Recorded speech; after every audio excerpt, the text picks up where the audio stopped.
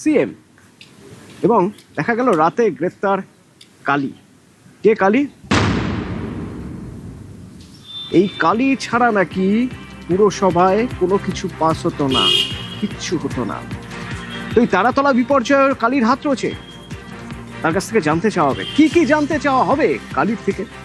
সরাসরি রৌনক হচ্ছে আমার সঙ্গে। রৌনক,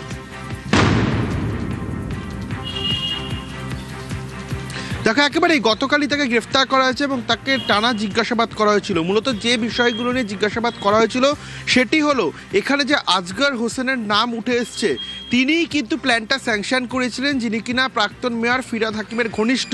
এবং পুলিশ সূত্রে খবর যে এই যে কালীচরণ ব্যানার্জি, তিনি এই আজগর হোসেনের থেকে মোটা অঙ্কের একটা টাকা নিয়েছিলেন এবং এদের মিডিলম্যান ছিল আব্দুল হামিদ, যাকেও কিনা সিআইডি তরফ থেকে গ্রেফতার করা হয়েছে। এবং এদের একটি র্যাকেট চলতো এইভাবে, এই বেআইনিভাবে এখানে নির্মাণ করার জন্য। যতক্ষণ না পর্যন্ত প্ল্যান স্যাংশন হচ্ছে ততক্ষণ নির্মাণ কাজে হাত দেওয়া যেত না। এটা আগে থেকেই জানতেন আজগর হোসেন এবং তারপরই এই কালীচরণ ব্যানার্জিকে একটা মোটা অঙ্কের টাকা দেওয়া হয়। এবং যখন কালীচরণ ব্যানার্জির তরফ থেকে এই প্ল্যান স্যাংশন করে দেওয়া হয়, তারপরই এরকমভাবে একটি বেআইনি নির্মাণ তৈরি করেন কন্ট্রাক্টের মাধ্যমে আজগর হোসেন। এবং এখানে এই আব্দুল হামিদ বলে যে ব্যক্তি, তারও গুরুত্বপূর্ণ ভূমিকা রয়েছে, কারণ এই গোটা প্রসেসের মধ্যে মিডিলম্যান হিসেবে এই আব্দুল হামিদ কাজ করত। এবং যে অভিযোগ এই কালীচরণ ব্যানার্জির বিরুদ্ধে রয়েছে যে এরকম বহু বেআইনি প্ল্যান, যেগুলো কিন্তু কোনোভাবেই স্যাংশন হওয়ার কথা না, মোটা অঙ্কের টাকার বিনিময় একমাত্র প্রাক্তন মেয়র ফিরহাদ হাকিমের ওএসডি হওয়ার অজুহাত দিয়ে কিন্তু তিনি এই বেআইনিভাবে প্ল্যানগুলো স্যাংশন করে দিত। অর্থাৎ প্রাক্তন মেয়র ফিরহাদ হাকিমের ওএসডি কালীচরণ বন্দ্যোপাধ্যায়, এটাই তার পরিচয়। কিন্তু যারা পুরসভায় কাজ করতেন, যারা কাজ করাতে যেতেন রৌনক, তারা জানেন যে সেখানে কাজ করাতে গেলে কালীচরণ বন্দ্যোপাধ্যায় একটা দরজা, যে দরজাটা খুলতে গেলে টাকা দিতে হয়। সেই টাকার কিছু কালীচরণ বন্দ্যোপাধ্যায় বিভিন্ন জায়গায় দিয়ে পাস করিয়ে নিয়ে চলে আসবেন, সইটি হয়ে যাবে, এবার আপনি কাজ শুরু করতে পারবেন। আইনি বেআইনির আর কোনো তফাৎ থাকবে না। তো আমার প্রশ্ন রৌনক, এখানে কালীচরণ বন্দ্যোপাধ্যায় কাছে টাকা দিলে সব হয়ে যেত বলছেন সবাই, অভিযোগ তাই, তাকে গ্রেপ্তার করা হয়েছে। কিন্তু কালীচরণ বন্দ্যোপাধ্যায় তো ইঞ্জিনিয়ার নন, ওখানে তো ইঞ্জিনিয়ারের সই লাগবে। তাহলে তাকে কি জিজ্ঞাসাবাদ করে এটা জানার চেষ্টা চলছে যে টাকা কালীচরণ বন্দ্যোপাধ্যায় কাকে কাকে দিতেন ওই সইগুলো করানোর জন্য?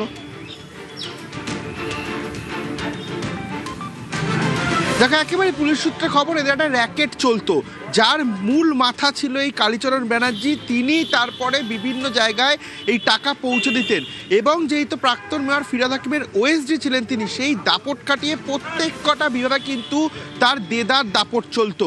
এবং শুধু তাই নয়, এই ফিরহাদ হাকিমের ওএসডি হওয়ার পর থেকে যেটা জানা যাচ্ছে, যেটা অভিযোগ আসছে, কোভিডের ভ্যাকসিন নেওয়া থেকে শুরু করে এই বেআইনি বিল্ডিংয়ের প্ল্যান পাস করা, প্রত্যেক কটি যখন কোনো এক কথায় যদি বলি রৌনক, এক কথায় যদি বলি, কালী বিনে গতি নাই, এরকমই পরিস্থিতি ছিল একসময় কলকাতা পুরসভার। একটা পাতা নড়তো না, কাগজের মানে ফাইলের একটা পাতাও সরতো না কালীচরণ বন্দ্যোপাধ্যায়ের কথা ছাড়া।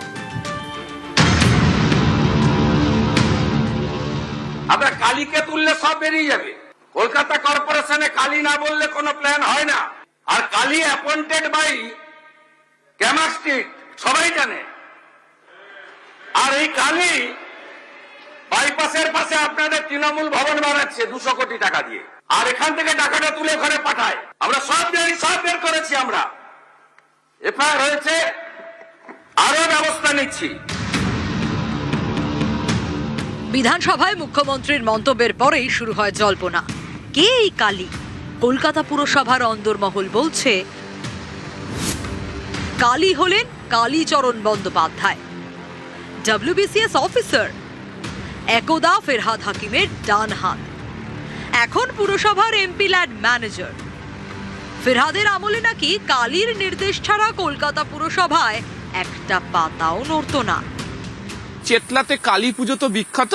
তো এই যারা মেয়রের ঘরে, অর্থাৎ ফিরহাদ হাকিম যখন মেয়র ছিলেন, তার ঘরে যদি কেউ প্রবেশ করতে চাইতো, কে যদি পা রাখতে চাইতো, তাহলে তাকে নাকি কালী প্রণাম করে যেতে হতো।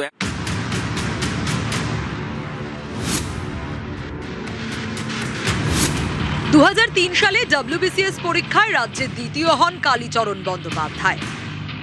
যোগ দেন ভূমি রাজস্ব দপ্তরে।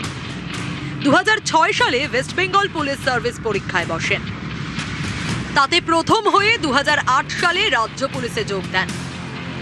প্রশিক্ষণের সময় পুলিশ ছেড়ে ফের ভূমি রাজস্ব দপ্তরে ফেরেন। 2010 থেকে পুরসভায় শুরু কালীরাজ। সোশ্যাল সেক্টরের চিফ ম্যানেজার পদে বসেন কালীচরণ। 2018 সালে কলকাতার মেয়র হন ফিরহাদ হাকিম। ওজন বাড়ে কালীরও। ফিরহাদের ওএসডি হন কালী। এরপরই উত্তরোত্তর বেড়েছে কালীর দাপট। কেএমসিতে তিনিই ছিলেন শেষ কথা। তার চোখ এড়িয়ে নাকি কোনো প্ল্যান পাস হতো না।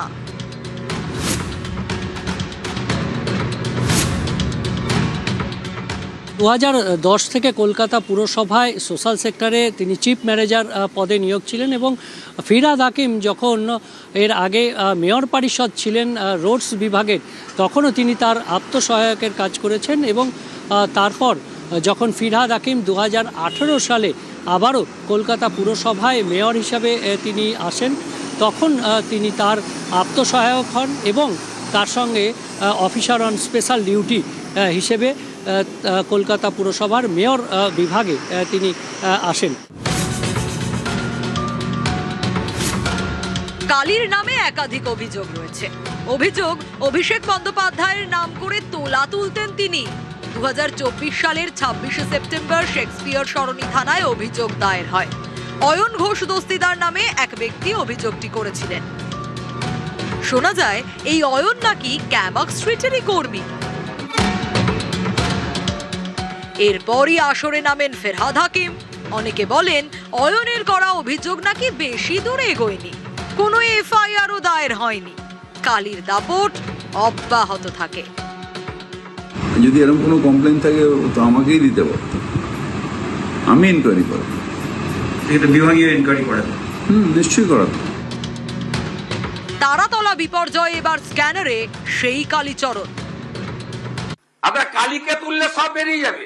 কলকাতা কর্পোরেশনে কালী না বললে কোনো প্ল্যান হয় না। আর কালী অ্যাপয়েন্টেড বাই ক্যামাক স্ট্রিট। কলকাতা থেকে আবির ঘোষাল এবং বিশ্বজিৎ সাহা, নিউজ 18 বাংলা। আর যদি তারাতলার খবরে নজর রাখতে হয় তাহলে বলতে হবে যে মৃতের সংখ্যা বেড়ে 14। এখনো পর্যন্ত উদ্ধার কাজ চলছে, তার কারণ ধ্বংসস্তূপের মধ্যে এখনো প্রাণের স্পন্দন পাওয়া যাচ্ছে, লাইফ এখনো পর্যন্ত। সেই জন্য উদ্ধার কাজ চলছে।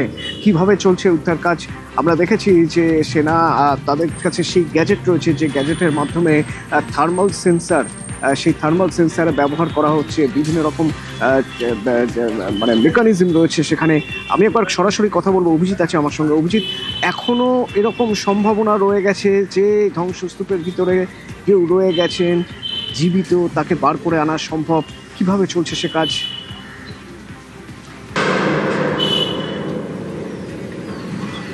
সমস্ত দিক থেকে একদম আগ্রাসী ভূমিকায়, বলা যেতে পারে অ্যাগ্রেসিভ মোডে কাজ করছে ন্যাশনাল ডিজাস্টার রেসপন্স ফোর্স, অর্থাৎ NDRF থেকে শুরু করে দমকল, রাজ্যের বিপর্যয় মোকাবিলা